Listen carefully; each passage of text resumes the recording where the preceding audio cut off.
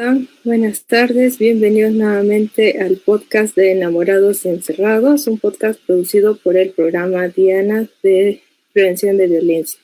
El día de hoy tenemos un tema especial que se llama Violencia y Poder, y conmigo está un invitado muy reconocido que yo quería hace un tiempo traerlo aquí para que nos hable. Él es Omar Beltrán Gibaja, él es psicólogo clínico social, psicoterapeuta transaccional, con formación en género, violencia y adicciones.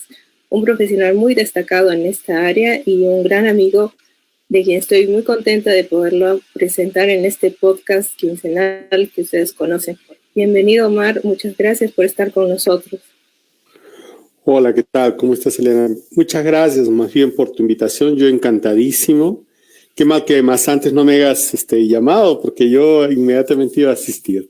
Bueno, te agradezco mucho y sobre todo a la Oficina Universitaria de Imagen Institucional y al programa Diana por invitarme y nada, estamos para resolver cualquier duda de este tema que es tan controversial, ¿no? Que está muy asociado en la línea delicada entre lo que es el amor y la posesión, ¿no? El sentimiento de poseer a un ser humano por este concepto social, histórico de lo que llamamos amor romántico. Así es. Diversas teorías, ¿no? Todo lo que tiene que ver con la violencia se relaciona mucho con el poder, ¿no? Con lo que nos hablas de poseer a alguien. Pero en especial hay situaciones en las que el poder, entendido no como una jerarquía, ¿no? Como la que existe, por ejemplo, con los estudiantes y los profesores, o trayendo a un caso muy sonado últimamente que fue de un director de teatro y de un cineasta también, de Guillermo Castrillón, Fran Pérez Garland, ¿no? Donde se les acusó de haber tomado ciertas libertades dentro de su función como directores frente a sus estudiantes, ¿no? Y en este caso queríamos hablar un poco de cómo este ejercicio del poder pues hace que las víctimas de violencia no tomen actitud, ¿no? Porque lo que vemos muchas veces es que hay mucho miedo y estas denuncias aparecen pues después de mucho tiempo, como lo que pasó con Harvey Weinstein y lo que suele pasar con muchos, incluso jefes, ¿no? de algunos trabajos, donde de alguna manera esta violencia no se expresa tan fácilmente, ¿no? Entonces queremos conocer un poco cómo son estas relaciones que realmente hacen que este ejercicio de poder de repente es más ejercido en estas situaciones, o cómo es que se da este tipo de violencia, ¿no? Claro, mira, tendríamos que ver en primer lugar cómo nosotros definimos el amor, ¿no? O qué es lo que buscamos en el amor. En primer lugar, ¿no? Porque, bueno, un poco desarrolla el área de las relaciones entre enamorados, ¿no? Primero quiero enfocarlo desde ese primer punto, que creo que es el eje central de este espacio, ¿no? Y por lo general, cuando nosotros nos enamoramos, ¿no? Siempre entramos al amor, si bien es cierto, es una actitud humana, es una condición humana, es una situación fisiológica también, si podríamos llamarlo, de la búsqueda de una pareja, pero la manera como entramos a la relación, cómo nos relacionamos es muchísimas veces cultural. ¿Qué quiere decir que al ser cultural? Que es una construcción de nuestra sociedad, que la manera como amamos o cómo nos interrelacionamos con los demás es cultural, lo aprendimos de nuestros padres, lo aprendimos de nuestra familia, de nuestra cultura, de nuestra sociedad. Es una forma histórica de hacer las cosas, no tradicional de hacer las cosas. Entonces, por lo general, cuando entramos a y cuando también llegamos a un modelo, a una forma de de amar en base a una experiencia personal, ¿no? Ya sea por traumas vividos o por experiencias propiamente vividas, ¿no? Entonces, es una mezcla de lo biológico, de lo histórico, pero también de lo vivido, ¿no? De los incidentes ocurridos durante nuestro periodo de crecimiento. Pero, ¿qué es lo que nos dice esta cultura, ¿no? Uno es que necesitamos amar para estar complementados a alguien. Necesitamos complementarnos a alguien y por lo tanto es importante, ¿no? Si nosotros no amamos, si nosotros no tenemos una pareja, no somos completos, no somos íntegros, somos la mitad de, ¿no? Una parte de, ¿no? Por eso incluso hasta hace poco la obligación de que la mujer llevara como segundo apellido el de, ¿no? El de Beltrán, por ejemplo, ¿no?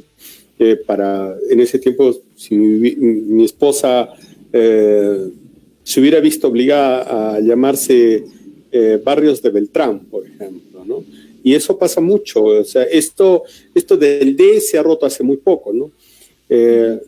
Muy poco, es más, todavía sigue dentro de la norma, solo que ahora excepcionalmente las mujeres pueden decidir no llevarlo, ¿no?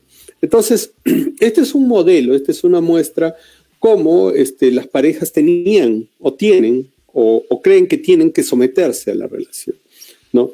Y es ahí donde se establece una relación de asimétrica del poder, donde sí hay una condición que si yo tengo que amar, me tengo que someter, tengo que aguantar, tengo que someter, porque sin una relación no soy la mitad de algo, soy un ser incompleto, independientemente si me he desarrollado profesionalmente o me he desarrollado como ser humano, eso no importa, lo que yo tengo es que estar complementado con una pareja y demostrarlo socialmente, ¿no? Por eso es que me tengo que casar y tengo que desarrollar esa capacidad de poder formar un hogar. Entonces, para eso muchos enamorados, muchas parejas se ven condicionadas de manera social, condicionadas a casarse o a mantener una relación, no importa que ésta sea perjudicial, dañina o destructiva, ¿no? Incluso entre ambos. Entonces, ahí es donde se genera una relación de poder en el concepto de las relaciones de enamorados, ¿no? Las relaciones de enamorados hace que de alguna manera la percepción como yo tengo que amar es muchas veces, en el caso de la mujer, por el condicionamiento social, de una manera de someterse, ¿no? Me tengo que enamorar y tengo que someterme. No solamente mi mente, sino que mi cuerpo también tengo que someterme. Más aún cuando accedo a las relaciones íntimas, más aún, ¿no? O sea, ya ese vínculo se hace más poderoso y si yo soy mujer, entonces tengo que someterme porque ya fui la mujer de, ¿no? Fui la mujer de y por lo tanto mi nivel de sometimiento se da. Si salimos de las relaciones de pareja, la cual tú, Eliana, me preguntas, es el hecho de que siempre ha habido históricamente, ¿no? Y lo podemos ver en la Biblia, lo podemos ver en la Ilíada, lo podemos ver en muchas de las tramas históricas, una relación estrecha entre sexo y poder, ¿no? El sexo, ¿no? Siempre ha sido un adicional del poder, ¿no? Y eso lo vemos, por ejemplo, en una historia de el rey de los hunos, ¿no? Se dice que este personaje llegó hasta incluso la frontera de Roma y una de las principales condiciones que tenía era fecundar a cada mujer que podía poseer y tener, ¿no? Tanto así que se dice que toda Europa oriental, ¿no? Tiene mucho código genético de este personaje, ¿no? Que era el rey de los hunos. Entonces, esta es una muestra. En la Ilíada también vemos, ¿no? Que de alguna manera la fuente de la discusión, de la pelea, era por Helena de Troya, ¿no? Y así podemos ver que siempre hemos visto que el poder está asociado a la sexualidad y al poseer, ¿no? Es más, los trofeos de guerra, ¿no? Eran justamente, aparte de los tesoros, era reproducirse en las mujeres para someter psicológicamente a la sociedad, ¿no? Y cambiar el código genético, ¿no? Y de esta manera lograr lastimar o herir la moral y la autoestima de esa sociedad, ¿no? Era poder tener hijos en las mujeres de esa cultura, ¿no? Matar a los hombres y tener hijos en las mujeres, y para eso tenían que ser violadas. Todo esto ha quedado y se ve que está vinculado a esto que tú me comentas, ¿no? El hecho de que si yo tengo el poder, voy a usar ese poder para presionar, manipular y chantajear a las personas que están subyugadas a mí, ya sea laboralmente o por algún tipo de necesidad, ¿no? Pero también, por otro lado, está las personas que el poder seduce mucho, ¿no? El poder tiene una magia de poder seducir. Se dice que muchas veces es la elección inconsciente de la carga genética del más fuerte o del más poderoso, ¿no? Entonces hay en algunos casos que sí, ¿no? Que por relaciones libres, ¿no? Se opta por genéticamente elegir al que está más dotado genéticamente, ¿no? Y ese, ¿quién es? El que tiene más poder, el que ha logrado más cosas, el que es físicamente más poderoso. Pero escapándose de esa parte de elección inconsciente biológica, sí existe el uso y el abuso del poder por parte del que lo sostiene, del que lo mantiene, y también hay una permisibilidad social para aquellas personas que lo tienen, y un juzgar a las personas que no lo tienen y que por N razones han tenido que someterse, han tenido que callarse, han tenido que guardar este secreto del acoso sexual o de la violencia sexual de una persona que sostiene el poder bajo una persona que no lo tiene. Uh-huh. Bueno, nos has contado varios factores que influyen esto, ¿no? Uno de los más destacables que nos has implicado al principio es cómo se nos exige, ¿no? Cómo es que la sociedad nos exige en todo lado. El cuento de hadas siempre termina en se casaron o estuvieron juntos y vivieron felices para siempre. La película termina con que el protagonista termina con la protagonista.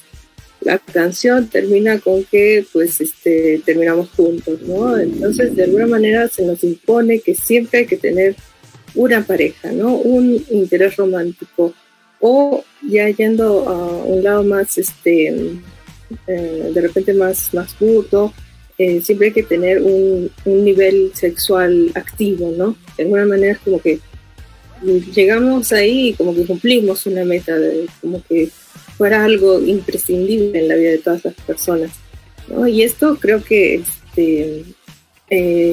también viene dado porque las personas que en este caso particular de lo que queremos tratar es las personas que utilizan ese poder de forma sexual, se sienten más poderosos o mejor, o de alguna manera incrementa su autoestima el someter a otras personas.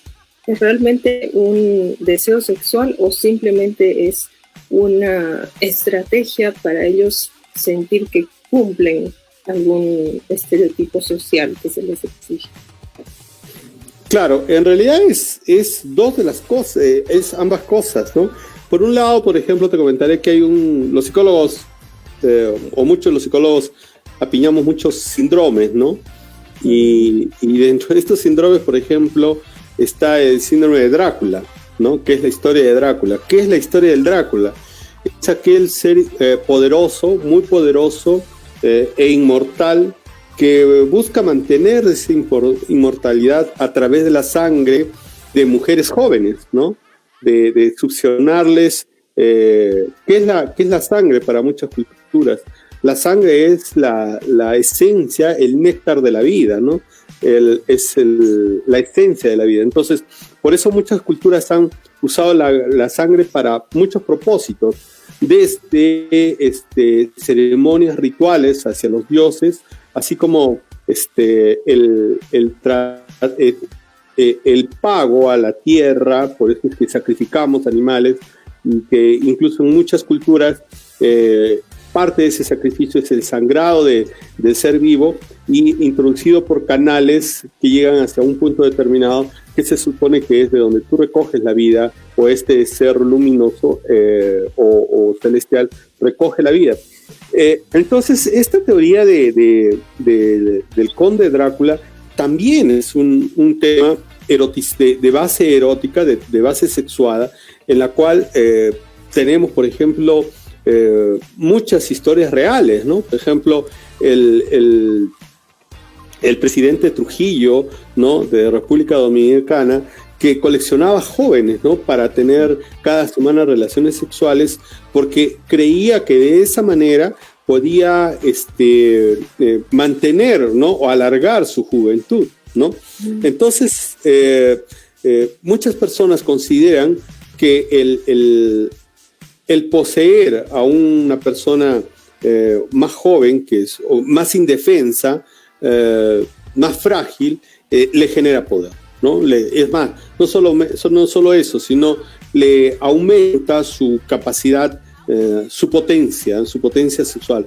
Muchos hombres consideran que el hecho de tener relaciones sexuales con mujeres jóvenes le alarga la vida, y además lo vuelve más viril, es un estimulante más fuerte que el Viagra, y que lo mantiene y que le genera mucha vitalidad, mucha energía, ¿no? Entonces, esto como un ejemplo de todo lo que está asociado al poder y la sexualidad, ¿no?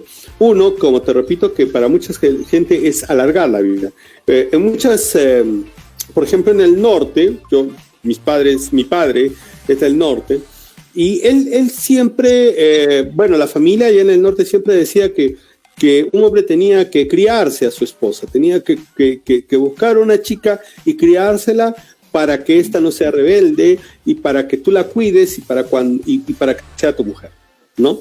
Entonces, estas cosas que están subyectas a las culturas, que no están dichas ni escritas, pero que son comunicadas de boca en boca, ¿no?, y heredadas de padres a hijos, ¿no?, también ejercen una importancia relevante en el tema de sexo y poder, ¿no?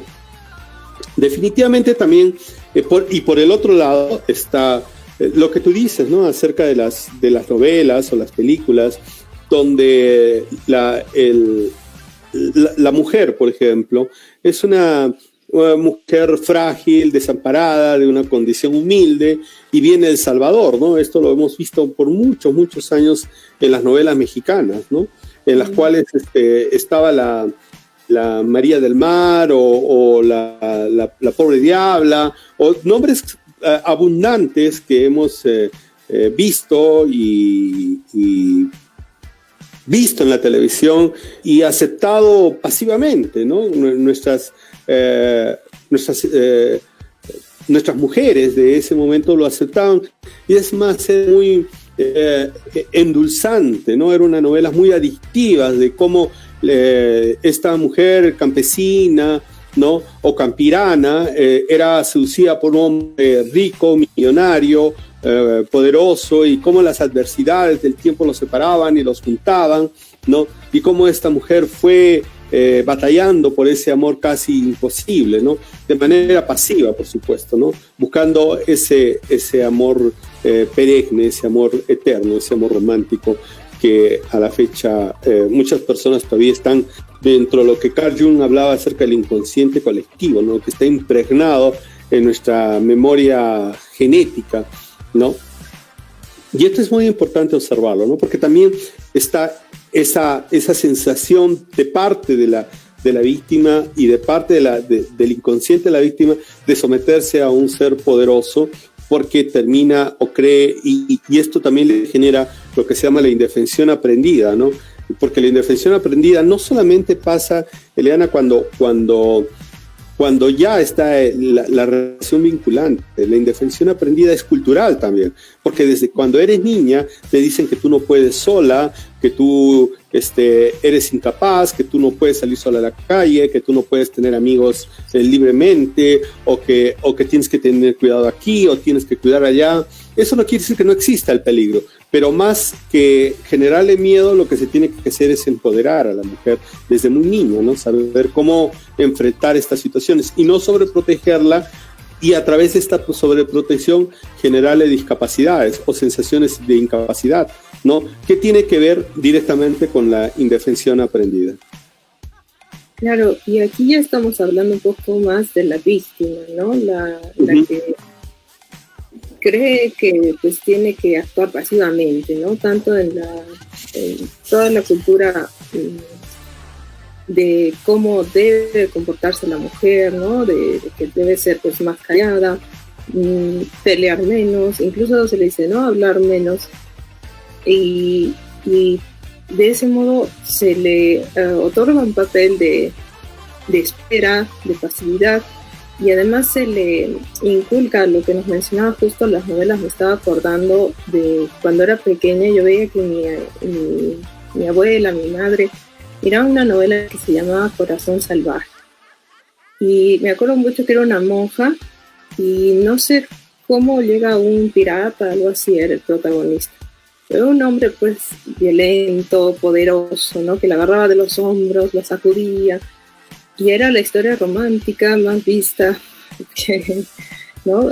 Donde la mujer pues quedaba totalmente sometida. Y en ese sentido, como que culturalmente se va aprendiendo que la mujer pues tiene que estar en un nivel más abajo, ¿no? Más de aceptar lo que se le exija, ¿no? Y aceptarlo con facilidad.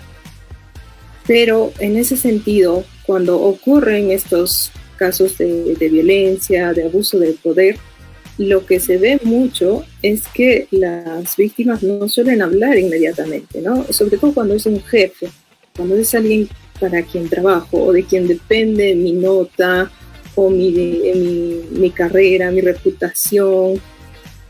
No hablan, ¿no? Es muy difícil. Pasa usualmente un tiempo largo hasta que realmente la víctima se atreve a decir, bueno, me ha pasado esto, y es esa persona. Y en ese sentido, ¿esto es indefensión aprendida o qué más podría hacer? Claro, por un lado es la indefensión, o sea, el aprendizaje. ¿Qué es la indefensión aprendida? De repente valga la pena comentarlo, ¿no? Pavlov hizo varias investigaciones de fisiología con animales, pero justamente junto con estas investigaciones que se hicieron otras muy parecidas, y una de ellas era que se ponía a dos perros en una cama, en una habitación, en una jaula, ¿no? Cuyo piso era una cama metálica, ¿no? Era un piso metálico, y que cada cierto tiempo pasaba electricidad.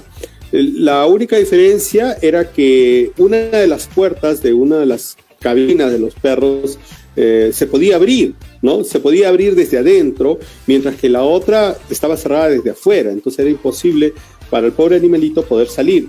Entonces el perrito que podía abrirlo desde adentro, podía abrir esta puerta desde adentro, intentó de muchas maneras hasta que logró escapar, abrir y escapar. En cambio el otro intentó y nunca lo pudo hacer. Entonces apenas activaban las camas metálicas y electrificadas, el perrito que podía salir, apenas salía del lugar. Y no solo eso, sino que ya no quería entrar, y sin pasar la electricidad igualito salía de ese cubículo. En cambio el perrito que nunca pudo abrir la puerta, en N días se le abrió la puerta desde afuera, y solamente con empujar hubiera podido salir. Pero este perrito ya estaba acondicionado y solamente estaba en un rincón esperando a que llegara el shock eléctrico y aguantando esta electricidad, ¿no? Entonces ya no podía salir, ya en su mente no estaba la posibilidad de salir, pese a que en ese momento sí hubiese podido salir. Sin embargo, ya no lo hacía porque consideraba que era inútil, que era por gusto, que no tenía salida, que no tenía alternativa para hacerlo. Eso es lo que en psicología llamamos indefensión aprendida. Aprendí a ya no defenderme. Entonces, esta indefensión no solamente viene desde la relación de pareja, sino desde muy antes. ¿Y cuando así, por ejemplo, se genera esta indefensión? Cuando históricamente a la mujer nunca se le hizo caso, ¿no? Por la violencia que vivió, ¿no? O sea, ¿para qué voy a denunciar si voy a ir a la policía y la policía me va a decir qué habrá detrás de esto? ¿Para qué lo voy a decir si mi padre nunca me va a creer, si mi madre no me va a creer, que si le va a creer más a la otra persona, y si la otra persona es varón, pobrecito, ¿no? Con lo que tú vas a decir, lo vamos a lastimar, ¿no? El día de hoy estaba teniendo a una paciente, porque ahora te comentaré que estoy trabajando en Línea 100, es un área del Programa Nacional contra la Violencia Familiar, que es atención a víctimas a nivel nacional, ¿no? Entonces tengo la suerte de poder, vamos a llamar suerte, sí, la oportunidad, creo que es la palabra más adecuada, de poder trabajar con personas de diferentes culturas del país, ¿no? O sea, en un momento hablo con personas de Cajamarca, en otros momentos hablo con personas quechohablantes que, bueno, puedo entender algo, no te digo que sé. De repente hablo con personas de Lima, hablo con personas de la selva, ¿no? De lugares donde el puesto policial más cercano está un día de viaje en canoa, ¿no? Entonces, son experiencias muy, muy interesantes que enriquecen un poco la mezcla entre la teoría y la práctica. Pero a lo que voy es que hay muchos lugares donde dicen, pero es que, señor, la policía no me va a hacer caso. Me va a decir que estoy loca o que estoy mintiendo, ¿no?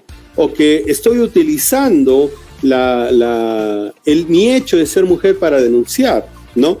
Y eso es así, ¿no? A veces dicen, pero oye, pero ¿cómo no puedes denunciar si eres estudiante, si estás estudiando la carrera de Derecho, por ejemplo, ¿no? Y tu acosador es tu docente. No quiero decir que la facultad de Derecho haya acosadores, pero estoy hablando en términos ejemplares, generales, ¿no? Pero a lo que voy, ¿no? Pero si encima tú eres inteligente y tú eres bonita, ¿no? Y siempre te hemos visto comunicativa y conversadora, ¿no? Socialmente activa, y que tú hayas callado, no te creo. Y es curioso porque justamente esas condiciones que pueda aparentemente tener esta víctima, justamente son sus limitantes.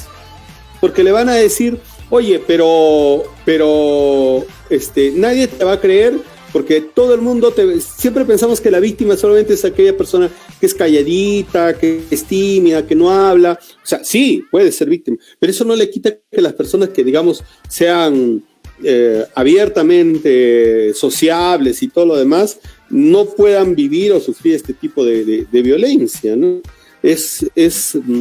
También se supone que, o se piensa que solamente son acosadas las chicas que son más sensuales, que usan la ropa más ajustada o la ropa más pequeña, ¿no?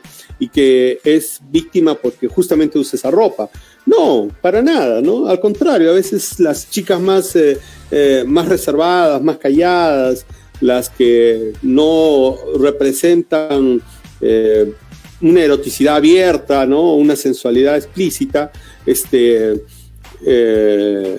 no quiere decir que ellas tampoco no sufran este acoso sexual, ¿no?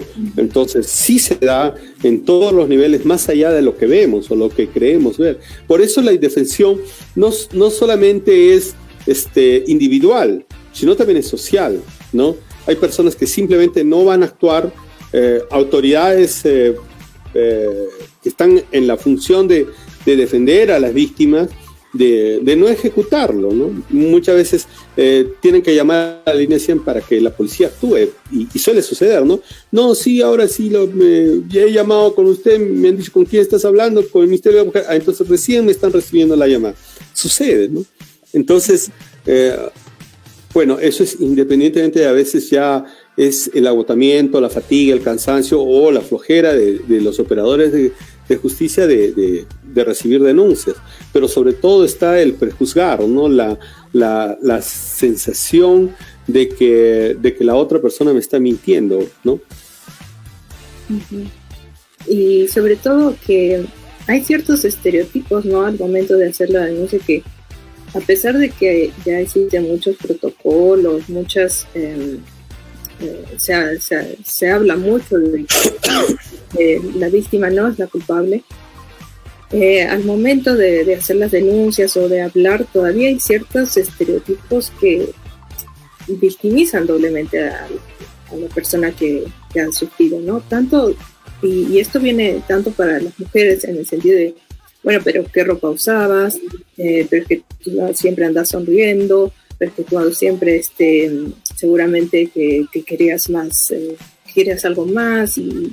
O qué hacías de noche por ese lugar, ¿no? Creyendo de que hay ciertos espacios que solamente son exclusivos para varones, ¿no? Y que si tú estás por esos espacios es porque tú lo estás provocando, ¿no? Por lo general son espacios públicos. Así es, y incluso también, pues, no he escuchado muchos casos aquí en nuestro país, pero en Estados Unidos sí he escuchado varios casos donde la profesora es la que victimiza al alumno menor de edad, ¿no?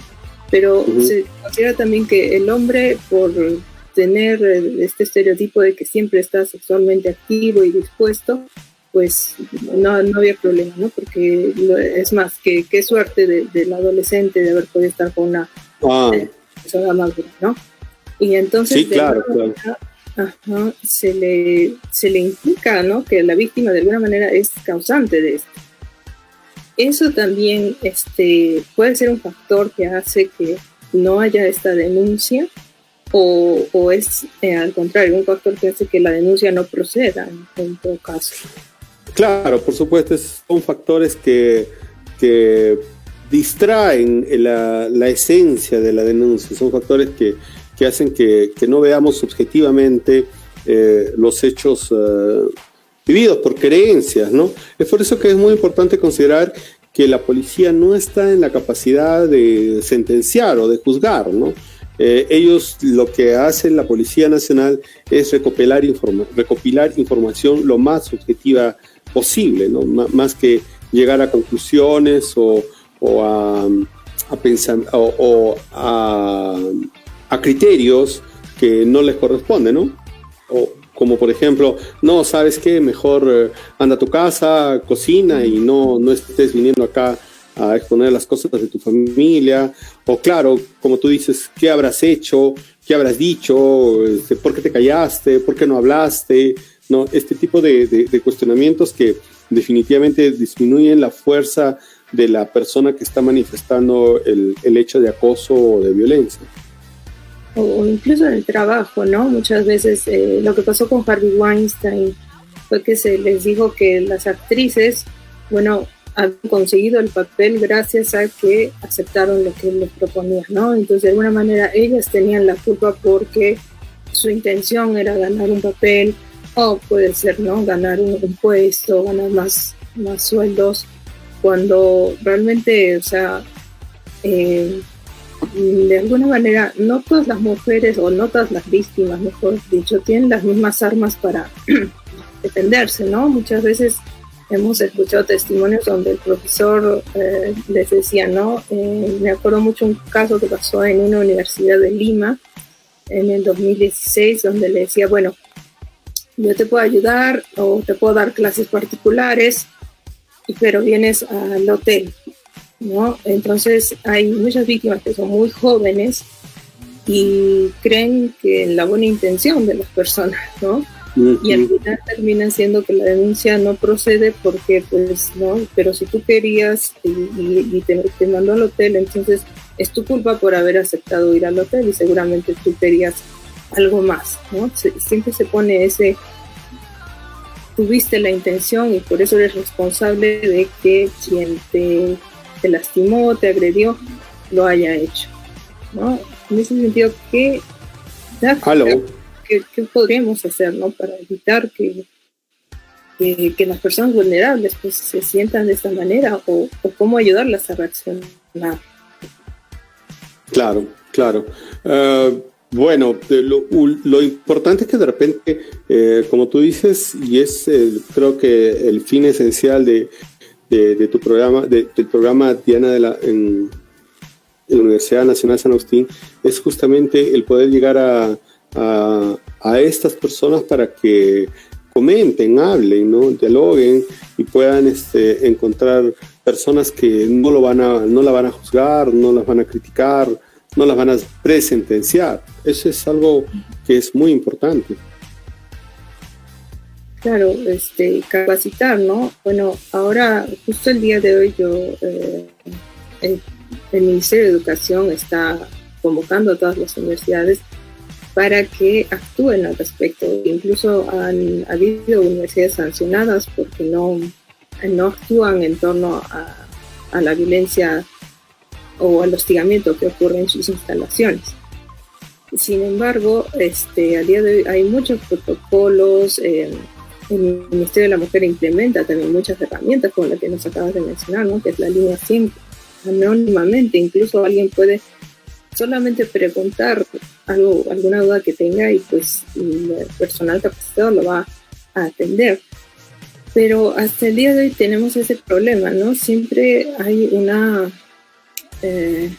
un miedo a llamar, un miedo a contarle, y muchas veces a quienes le contamos es a la persona que menos sabe, ¿no? Muchas veces nuestra amiga, nuestro compañero, ¿no? Y en ese sentido, ¿qué podríamos hacer al respecto, ¿no? ¿Qué necesitamos aprender como sociedad para enfrentar este problema? Claro, mira, lo que tú me dices de las universidades es importantísimo. Te contaré que yo tengo hijos mellizos y ambos estudian en la Universidad de Buenos Aires, en la Argentina. Mi hija medicina, está siguiendo tus pasos, ¿ya?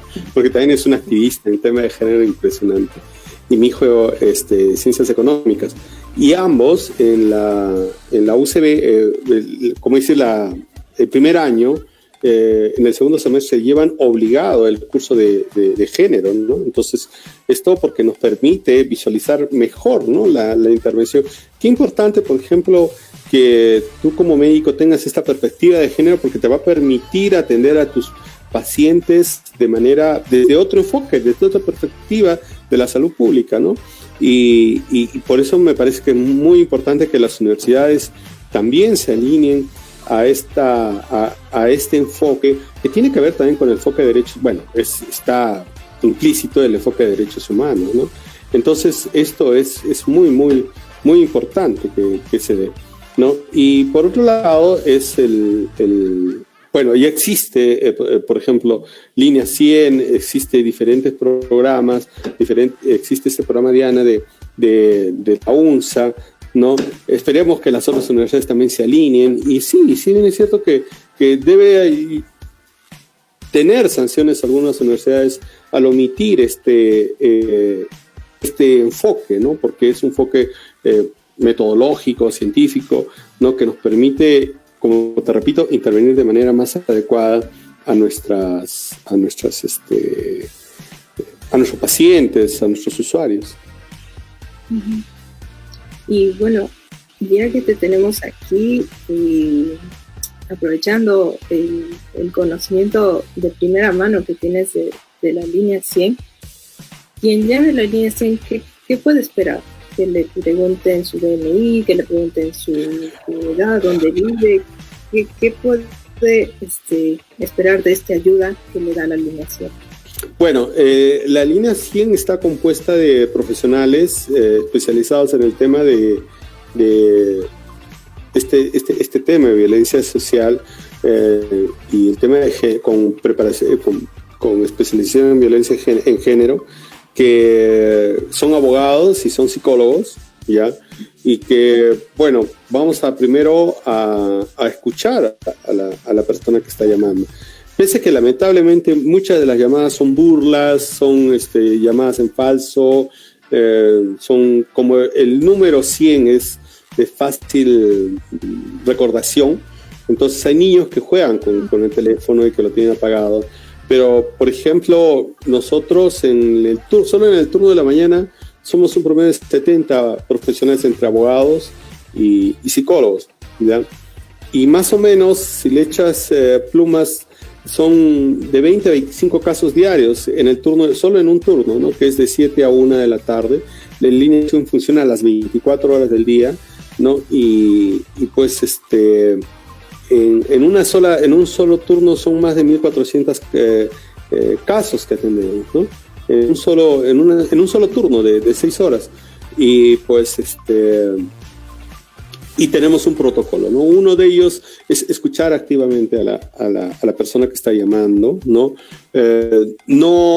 El hecho de que llamen a la línea 100 no tiene una relación directa con una denuncia policial. Tú no estás denunciando, porque algo que tenemos que tener claro, el Ministerio de la Mujer coadyuva y fortalece a la persona para que en algún momento determinado pueda hacer una denuncia, una denuncia ya sea en la Policía Nacional, en la Fiscalía o en el Poder Judicial, porque finalmente estas 3 instancias son las que llevan o procesan la denuncia, ¿no? Si a veces la policía no quiere hacer una denuncia, es la Fiscalía y por último hasta un juzgado quien directamente puede tomar la denuncia por violencia familiar y sexual. Entonces, nosotros trabajamos en la persona. Si en ese momento la persona no quiere hacer la denuncia y quiere mantenerse en anónimo, pues respetamos esa decisión. Si es que son mayores de edad, ¿no? Si son menores de edad, es otro procedimiento el que se maneja, pero si son mayores de edad, respetamos la decisión, ¿no? Pero sí le sugerimos que pueda tomar una decisión para romper el ciclo de la violencia, y si en ese momento decide no hacerlo, o tiene miedo, la esperamos, ¿no? E incluso hacemos un seguimiento. Hay un equipo de seguimiento de línea 100 que le llama al día siguiente o a los días, o uno mismo la llama a los días siguientes para preguntar cómo le va, cómo está, hasta el momento en que ella libremente decida hacer la denuncia, si es que igual quiere hacerlo. Ya.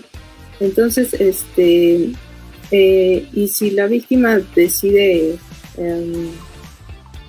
se encuentra en una situación de vulnerabilidad, pues inmediata, ¿no? En ese momento la víctima está pues siendo amenazada o algo por el estilo, ¿la línea 100 le puede ayudar a de alguna manera a llevar a la policía, o es otro proceso? No solo eso, sino que nos encargamos de que la policía llegue hacia la víctima, ¿no? O sea, con que nos dé su dirección, su ubicación, su proximidad.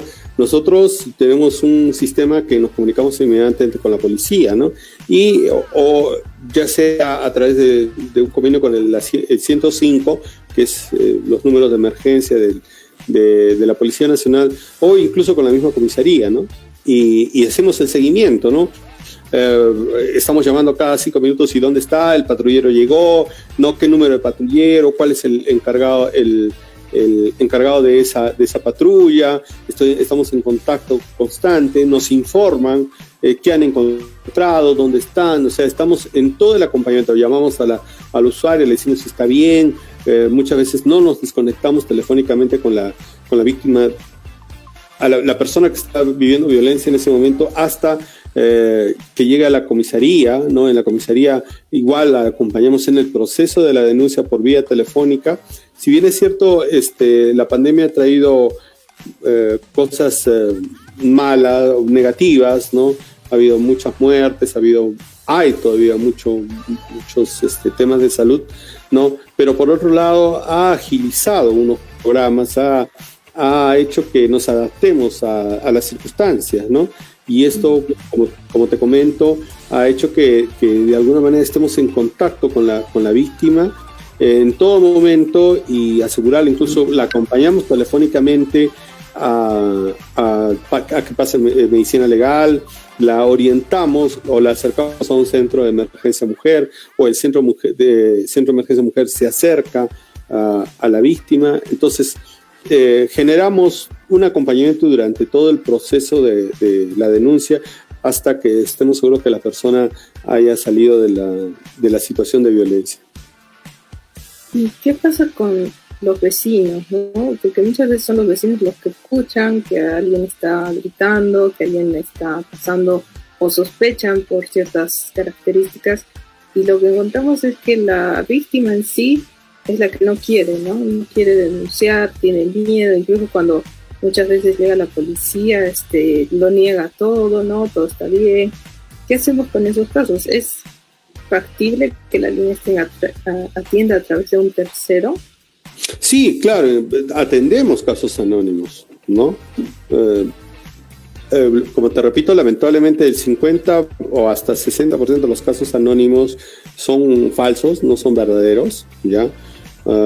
Las denuncias son simplemente para vengarse de alguien, pero independientemente de esa estadística existe un 50-40% que sí son reales, ¿no? Entonces nosotros, independientemente de este porcentaje, le damos hacia la posibilidad de que este caso sea real, ¿no? Y trabajamos con la policía y validamos el hecho, ¿no? Si es que hay, por ejemplo, maltrato contra los niños, que es la mayor de veces de las denuncias estas, nos aseguramos de que esté bien, ¿no? Igual tratamos de ubicar a un familiar o alguien que se haga el acompañamiento, ¿no? También trabajamos con la unidad de protección especial, es decir, la UPE, para que si es que el niño esté en abandono, se le haga una visita a través de profesionales de la unidad de protección especial que pertenece al Ministerio de la Mujer, y que igual cualquiera de ustedes puede llamar, también tiene una línea gratuita que es el 1810, ¿no? Él puede llamar a ese número, ¿no? Algo que también de repente les puede servir a los y las radioescuchas es que también hay una línea para los casos de acoso por internet, ¿no? Que es el 1818, ¿no? Un poco comentándoles, ¿no? Este número está conectado a una línea especializada de la Policía Nacional que son de altos delitos informáticos, ¿no? El 1818. Entonces también pueden llamar a ese número para hacer denuncias por acoso por redes de comunicación. Qué interesante, y muchas gracias por la información, porque efectivamente, ¿no? La coyuntura que tenemos nos hace estar más conectados de diferentes maneras y de alguna manera siempre nos arriesga a nuevas formas de violencia, ¿no? Sí. Bueno, muchas gracias por estar el día de hoy con nosotros. Realmente queda mucho de lo que nos has dicho que nos deja en pie para crear nuevos podcasts, sobre todo de lo que nos hablaste primero, ¿no? Que es el amor romántico. Es un tema muy particular y que nos gustaría tenerte nuevamente en el programa para poder hilar un poco más al respecto, porque sí es creo que es la base de muchas de las complicaciones que tenemos en las relaciones al día de hoy. Claro, no solamente el incursionar en relaciones peligrosas, sino también el de mantenerse en esas relaciones de riesgo, ¿no? Así es. Bueno, te dejo para que te despidas de nuestra audiencia y para que nos digas, ¿no? Quien quiera contactarte, quien quiera comunicarse contigo, cómo lo puede hacer. Ok, nada, solamente agradecer a la Universidad Nacional de San Agustín, a la Oficina Universitaria de Imagen Institucional y Prensa, al programa Diana, y especialmente a ti, Eliana, por este trabajo pujante de ya mucho tiempo, ¿no? De darle con total desprendimiento, con mucha humildad, ¿no? Con un gran corazón y, por supuesto, con mucho conocimiento, ¿no? Mucho trabajo académico que tú has desarrollado durante todo este tiempo. Agradecerte por la confianza que nos tienes. Igual invitar a las personas a comunicarse a la línea 100, que es una línea especializada que tiene las 24 horas del día, los 7 días de la semana. Estamos listos y preparados para orientarlos o incluso apoyarlos en la denuncia. Y bueno, al programa Aurora también, que es quien propicia esta línea 100. Y nada, me pueden, cualquier consulta personal me pueden llamar al 959-299903, 959-299903, y con mucho gusto podré conversar con ustedes Mi trabajo como psicólogo en más de 25 años que vengo trabajando en este tema, lo hago por vocación, lo hago por un tema de mi condición como de psicólogo, y también si puedo ayudar, ¿por qué no? Entonces, y es así, ¿no? Muchas gracias, Elena, por la invitación, y estamos a tu servicio cuando tú dispongas. Muchas gracias. Y bueno, gracias por estar una semana más con nosotros aquí en Enamorados y Encerrados. Nos vemos en 15 días nuevamente con ustedes para otro tema interesante aquí en el programa Diana. Hasta dentro de 15 días.